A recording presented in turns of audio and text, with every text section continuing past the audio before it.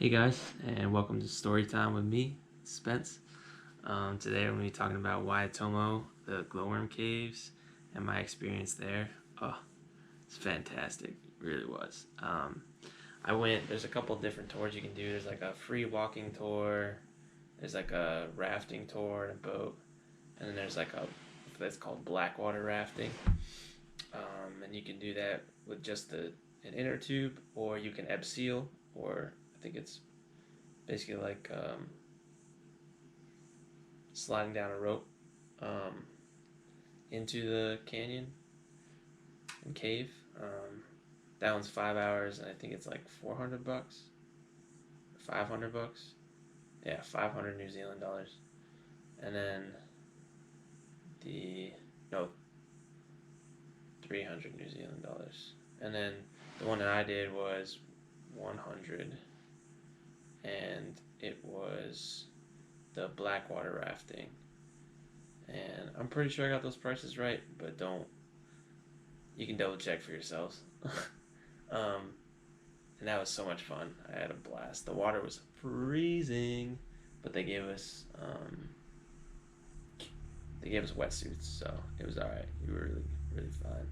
And the glowworm, you jump off a couple of little waterfalls, and eventually you get to this point where they loop you all together, and then they drag you through the darkest part. You turn all your lights off, and it's just like everything above you and to the sides is all glowworms. It's so beautiful, really incredible, really incredible.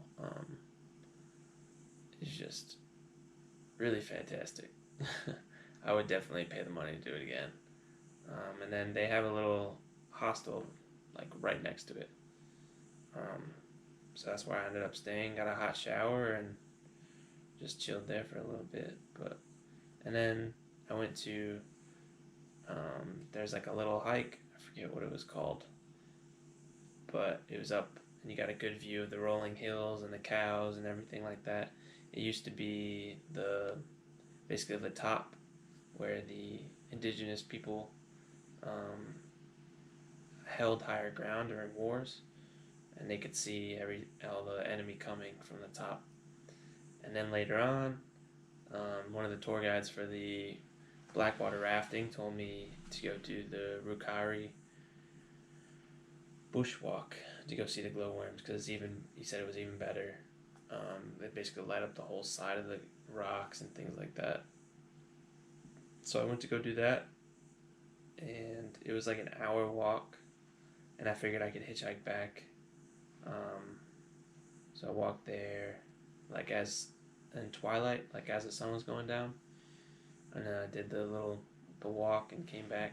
I tried to hitchhike, but nobody would pick me up, which is understandable. It was probably like 10:30, 11 o'clock at night. I'm not sure I'd be picking up a hitchhiker that late in the dark. So I ended up walking an hour back with my headlamp on, and it was pretty creepy, to be honest. It was very quiet. The stars were gorgeous. The stars were absolutely gorgeous. But the creepiest part was I was walking back, and I see all these like lights shining back at me, and it was the reflection of my headlamp off the cow's eyeballs.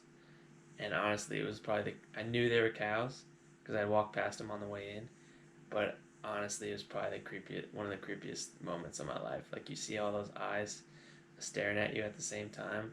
Oh.